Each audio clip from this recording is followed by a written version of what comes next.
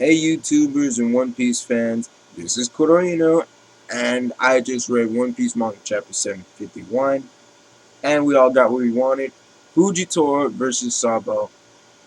At the beginning of the chapter, Sabo's just going around burning people, Logia, user form, fire, just everything, just mass destruction. Vice Admiral Bastille is like, you idiots, quit charging at him. He's a Logia class Devil Fruit user. There's no point in fighting him. And I'm like, finally, someone that understands that you're all fodder. You're all just fodder fighting a pro.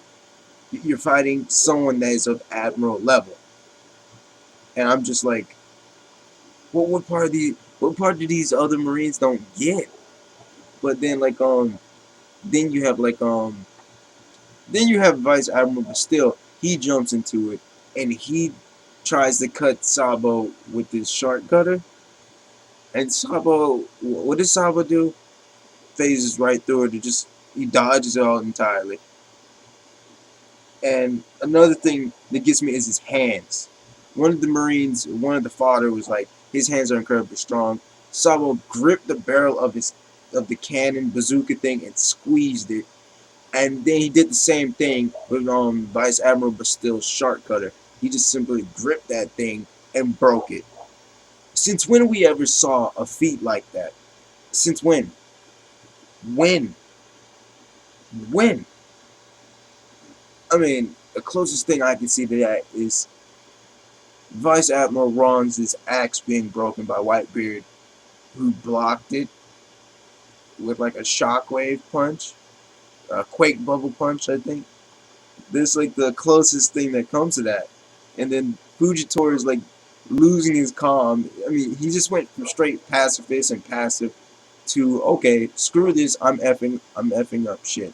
He's trying to drop multiple meteors. Birdcage is slicing these meteors up. They're still coming down, just meteor slice slabs, still causing massive destruction. His Marines have to warn him, you have to warn us about this. And he's like, oh, my bad, I already sent them. Like, Fujitora he's so badass. He's just so badass in a careless, protective way. Because he was still wondering if the people were okay. Then you have Sabo, and he was like, if my brother ever called upon me. I mean, I mean, then another thing that gets me with Sabo's claws, I'm sorry I skipped over this, is after he broke the shark cutter, he grabbed Bastille's skull face and said, it's easy for me to crush a human skull. I'm just like, that's so bloodlusted of you. I mean, it's just so bloodlusted. What happened to the old Sabo? Then I remember the old Sabo was shot with a bazooka, burned horribly bad, trained by a dragon who's awfully serious, and became #2 of the Revolutionary Army. So, and then he's fighting a Marine Vice Admiral. So, this is not out of the normal. This isn't something that shouldn't be unexpected. I should probably have expected he would be angry, and he he crushed his skull, I think, and didn't kill him. At least not now. Not, I hope. I loved Vice Admiral, but still, I haven't saw enough of him. I wish I did see more of him. But he broke it. Vice Admiral still is on the ground. All the other Marines, like Vice Admiral Bastille, he was on the ground, face bloody. Sabo was still on the mast, crushed it. But let's get back to the part where Fuji, Tora, and Sabo fight. Sabo said if Luffy called on him anytime, he would go no matter what. And then he was thinking back to his past. He was like, no more, no more. Fujitori's like, I'm done asking you questions. There's no point in further questioning you. And they just go at it. The huge shockwave goes off. And I'm just like, this is what I've been waiting for. I want to see how strong Fujitora is. I want to see how strong Sabo is. This is a proving ground for both of them. You get to see more techniques being used here. This isn't Jesus Burgess he's fighting. This is an admiral. Maybe a new admiral, but an admiral nonetheless. And admirals are strong. So freaking strong, they can just beast just about anyone. Except someone of Yonko level. And we don't know if Sabo is Yonko level. And he's close to admiral level. all the evidence I've been seeing, he's like that smidge away from Admiral level. I don't know. I have to see the results of the fight to still go with this. But my opinion of Sabo's power level is unclear.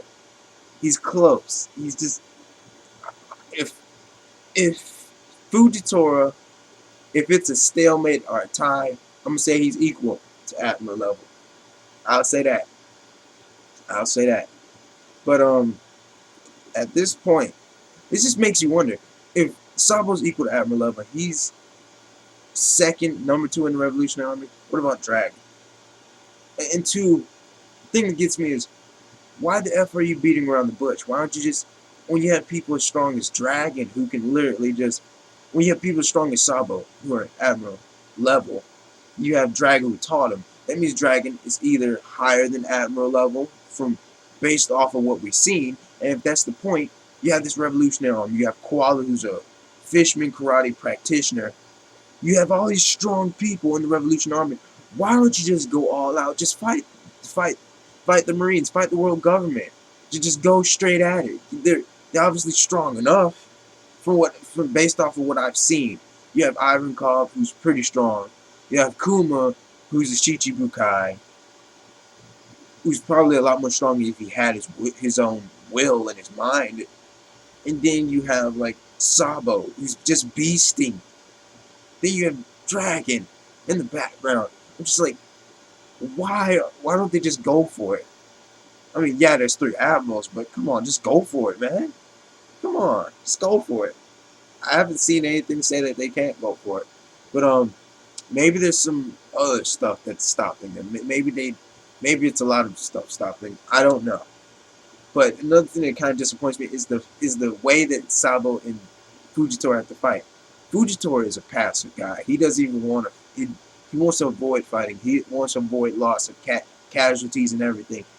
But he made a deal with Doflamingo that he would stop Luffy. Sabo, on the other hand, came there because Dragon sent him there to figure out what's going on in Dressrosa to take down Doflamingo. And Luffy's there as an added bonus, so he has to help Luffy. So they're at so Fujitora and Sabo at an impasse. They both made a deal to help the person out that they need help. Fujitora has to do it begrudgingly because he doesn't even like Doflamingo. Sabo, he loves Luffy. That's his brother. He couldn't care less about Doflamingo. So Sabo has more motivation to do this. Fujitora doesn't. I wouldn't be surprised if Fujitora just steps down from the fight and says, "What's the point of even doing this?" But he has to. It's his duty. It's his duty to do this. Unless he's told otherwise. And they can't get any signals on their Dindin Mushis because of the bird cage. So it's not like Akinu's going to just tell him, you know what, bump the mission.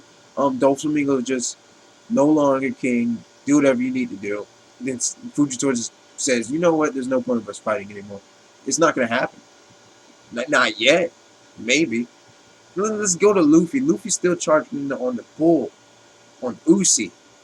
And then they're shooting at Uzi, and then you have the Funk brothers fuse together, and they're just going rah Rambo. They're just punching the crap out of everybody with those spike gloves. I'm like, what's assassin?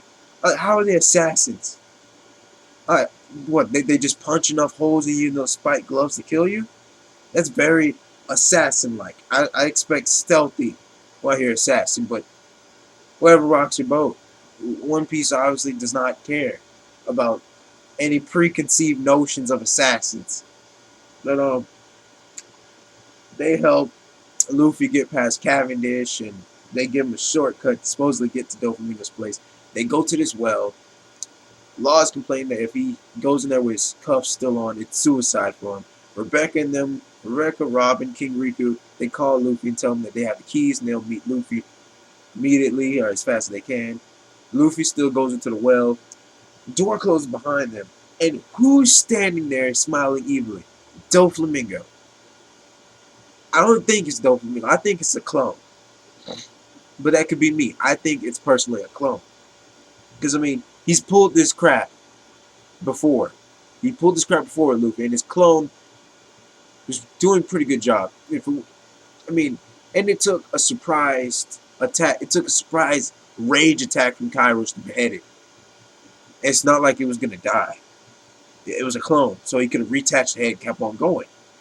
So I'm just like, is this the real Doflamingo, the fake Doflamingo?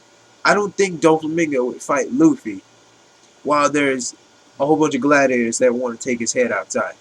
I mean, don't get me wrong, Doflamingo is strong enough to control most of them, if not all of them. He's not stupid and he's not weak by any means, but he's not stupid enough to do that. I don't think he would do that unless he is smart enough to make it okay. Everyone go towards the top to kill me or to go for me as a distraction. So everybody's gonna get there. He's not there. He can take out Luffy while Luffy's in the process of getting there, and then just go about slaughtering everyone else. Maybe that's his plan. Maybe. And I'm just like, we don't know. I can't wait to like the next chapter, because this is all unfolding very well. I'm still wondering what happened to Sanji and the crew versus Big Mom. We still didn't get to see that little tidbit. They're outside of the birdcage. Maybe they're outside of the birdcage. I don't know. I don't know if it extends to the ocean, but it just seems to extend to the island. But they're outside of it, supposedly. Big Mom is there. I mean, not Big Mom, but her crew is there fighting Sanji. Who won? I'm obviously thinking Sanji didn't win, but what happened to Sanji and the crew? What happened? Kudo, like, comment, rate, subscribe. Love you guys. Bye.